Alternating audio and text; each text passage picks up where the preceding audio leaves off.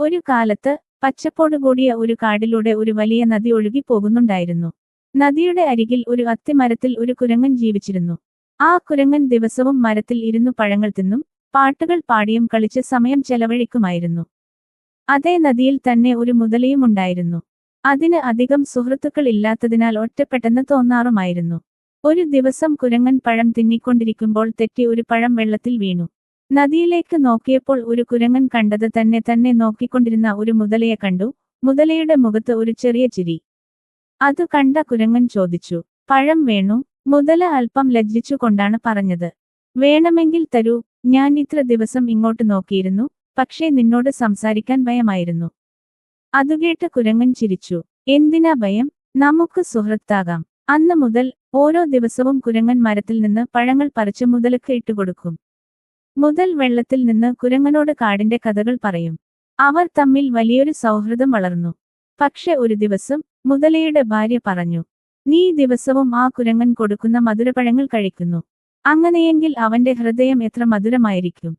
അവന്റെ ഹൃദയം കൊണ്ടുവരിക. എനിക്ക് അത് തിന്നണം." മുതല ആശ്ചര്യപ്പെട്ടു. സുഹൃത്തിനെ വഞ്ചിക്കാനൊന്നും താൽപ്പര്യമില്ലായിരുന്നു. പക്ഷേ ഭാര്യ കോപിച്ചു. ഒടുവിൽ വലിയൊരു സമ്മർദ്ദത്തിൽ മുതല കുരങ്ങനോട് പറഞ്ഞു, "താങ്കൾ ഞങ്ങളുടെ വീട്ടിലേക്ക് വരുമോ? കുറച്ച് സമയം സംസാരിച്ചു ഇരിക്കാം, ഞാൻ നിന്നെ കൊണ്ടുപോകാം." കുരങ്ങൻ സന്തോഷത്തോടെ മുതലയുടെ മേൽ കയറി. പക്ഷേ നടുവഴിയിൽ മുതല വിറങ്ങലിച്ചു കൊണ്ട് സത്യം പറഞ്ഞു. "എന്റെ ഭാര്യ, അവൾ നിന്റെ ഹൃദയം വേണമെന്ന് പറഞ്ഞു. ഞാൻ നിന്നെ ചതിക്കാൻ വരുന്നതാണ്, ക്ഷമിക്കണം." കുരങ്ങൻ പക്ഷേ ബുദ്ധിമാനായിരുന്നു. അവൻ ദുഃഖം അഭിനയിച്ചുകൊണ്ട് പറഞ്ഞു, "ഓ, ഹൃദയം, അതെല്ലാം ഞാൻ മരത്തിന്റെ മുകളിലാണ് വച്ചിരിക്കുന്നത്. നീ എന്നെ തിരികെ കരയിൽ കൊണ്ടുപോക്ക്. ഞാൻ അത് എടുത്തുകൊടുക്കാം." മുതല അത് സത്യമാണെന്ന് കരുതി കുരങ്ങനെ കരയിലേക്ക് കൊണ്ടുപോയി. കരയിൽ ഇറങ്ങിയ കുരങ്ങൻ ചാടി തന്റെ മരത്തിലേക്ക് കയറി. മുകളിൽ ഇരുന്ന് ചിരിച്ചു. "മുതലേ, ഹൃദയം ഒരു മണിപോലെ എടുത്തു വെക്കാൻ പറ്റുന്ന സാധനമാണോ?